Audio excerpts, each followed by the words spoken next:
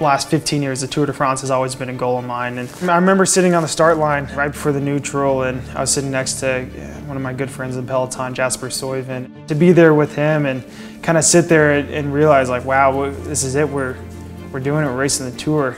It was really a great moment for me. It's a moment that I'll remember for the rest of my lifetime. But you know, when you have those moments, you also are thinking, like, this is just the beginning. The easy part was making the Tour de France team. Now the hard part starts.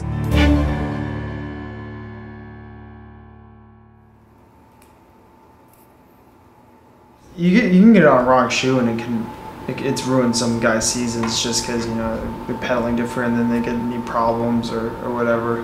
What made y'all decide on kangaroo leather? Was the It's basically a great material for forming and kind of taking the shape of things. Because ultimately you want it to shape and take the shape of your foot. Yeah. It will basically give you the best support that way. Because I was having like really big problems at the Tour. I'd be riding up the mountain and I'd have my shoe completely undone. All right. And like, it's just every time you're pushing down, you're just being stabbed in the foot. And yeah. It doesn't make it any easier at the end of a 3-week stage race. So. Yeah, people are so used to putting their feet into shoes that don't necessarily fit. Yeah. And just thinking that, you know, you should be in some sort of pain while you're riding.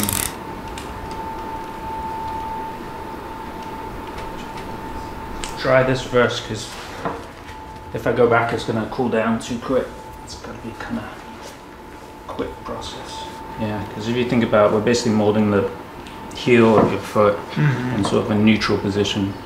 But that's basically what we're all about. We kind of focus on the true fit of the foot.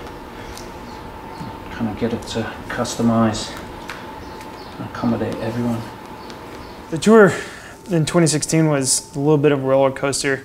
You know, your body can only take so much, and that's something I've definitely learned. So after the Tour last year, we kind of sat down. We were like, okay, we're gonna see how I feel, and you know, if things go well, then maybe I'll line up at the Vuelta as well.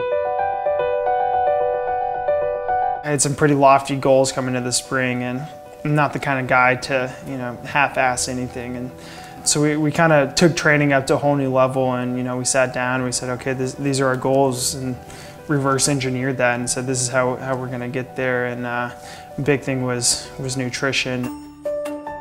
It was a pretty big change in my nutrition this year. It's one of those things where, you know, we were pretty aggressive in our approach, and I'm the type of guy that, and I'll say, okay, like, you give me 10, I'm gonna do 12. I'm just gonna act like a monk living on top of a mountain. And came home with weighing the food and counting the calories and so much, and you know, feeling guilty if I had a, you know, piece of chocolate and stuff like that. It was definitely one of those things in my mind that I was like, all right, if I do this to the fullest, I'm just gonna be amazing.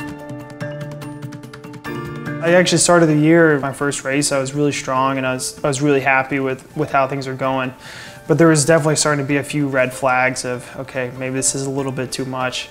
But it really wasn't until, you know, Coppi Bartoli this year that I was racing a lower level race in Italy, and these chunky monkeys were just dropping me up climbs, and I was sitting there just 200th wheel, just barely hanging on. And you know, at that point you realize, okay, like, something's seriously wrong.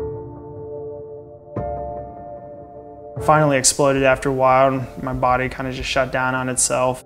It's kind of a bummer for me just to put so much work in over a few months and then have to kind of backfire into a complete opposite of what we wanted it to do. Weight's always going to be absolutely crucial for success in cycling. That's just the way it is, you know. 1 kilo makes such a big difference, and especially over a 3-week race, you know, 1 kilo makes a difference between maybe 1st and 10th. It's easy to lose sight of, you know. It's easy to sit down and just be like, okay, if I just don't eat at all for the next month and then burn 6,000 calories a day, then I'm just gonna be absolutely amazing, which necessarily won't be true.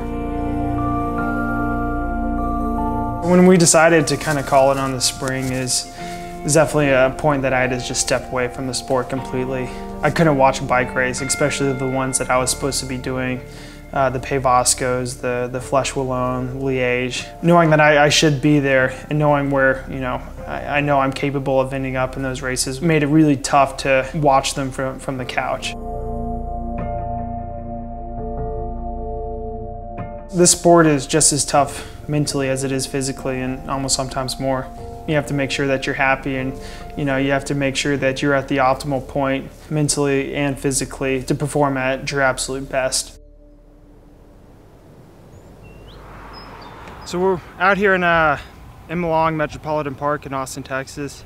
It's a beautiful area, great little park, and it's kind of a go-to for me for intervals. It's been a rough spring for me. I had to take some time off the bike, unfortunately, so the last couple weeks have just been getting back into the rhythm of training again. So obviously, because of that, I was missing some top end speed, but I think I'm coming back a lot faster than I was hoping, and gives me good hopes for California and also the months beyond it as well.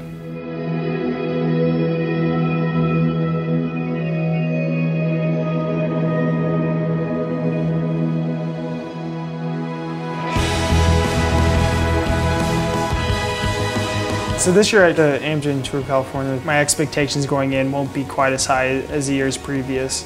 I'd love to go and help the team out as much as I can, and try and make it in a few breakaways and just race and really just have fun. It's definitely been good to get back on the bike and start pushing it a little bit more and having fun in the local Texas scene. And so things are definitely kind of stepping in and pointing in the right direction. I've been on a bike ever since I was about 2.